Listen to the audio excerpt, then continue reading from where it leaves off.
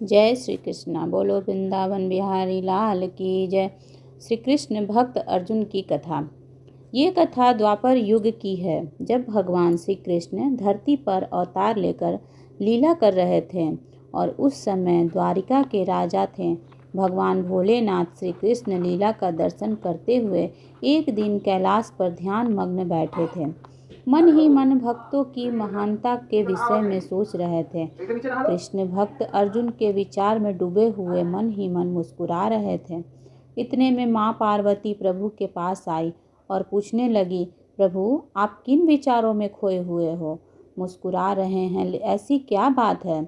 मुझे भी बताइए, मैं भी जानना चाहती हूँ। भोलेनाथ ने कहा, मैं भक्त के गुणों के विषय में विचार कर रहा था और उनके प्रेम में मग्न हो गया।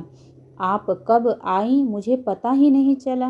पार्वती माता ने कहा, प्रभु मुझे भी ऐसे भक्त के बारे में बताइए, मैं भी उनके बारे में जानना चाहती हूँ।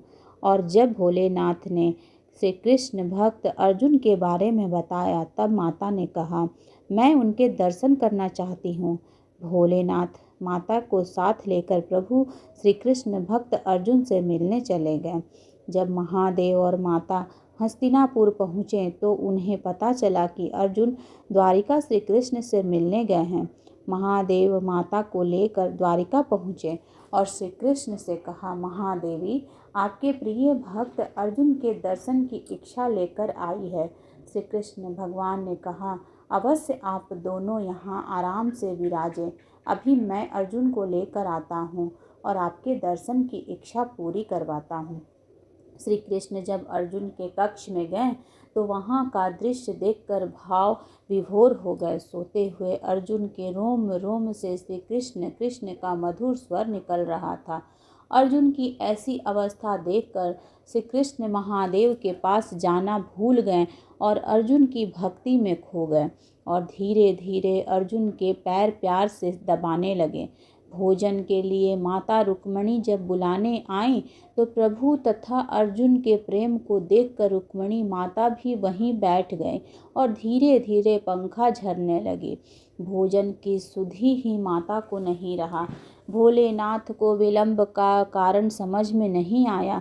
मन ही मन में महादेव ने ब्रह्मदेव का स्मरण किया। यथाशीघ्र ब्रह्मदेव भी वहां पहुंच गए। महादेव ने कहा, जाकर विलंब का कारण बता लगाइए। परंतु ब्रह्मा जी भी जब सूचना लेकर वापस नहीं आए तो महादेव को अब चिंता होने लगी। नारद महादेव को चिंतित देखकर वहां पधारे।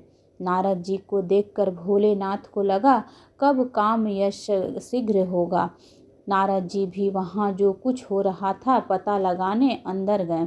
वहाँ का दृश्य नारद जी भी वहीं कीर्तन करने लगे। कीर्तन की धुन सुनकर महादेव और पार्वती माता भी अंदर खींचे चले आए और वहाँ का आनंदमय दृश्य देखकर महादेवी जी भी डमरू बजाकर नृत्य करने से अपने को रोक नहीं पाए।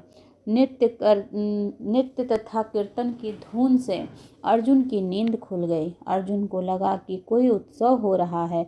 अर्जुन वहाँ सभी देवताओं को देखकर पूछने लगे, यहाँ किसी का उत्सव है? नारद जी ने कहा, जिसका रोम रोम श्री कृष्ण नाम व कीर्तन करे, यहाँ उसी का उत्सव है। माता पार्वती का दृश्य देखकर आनंद विभोर हो गई।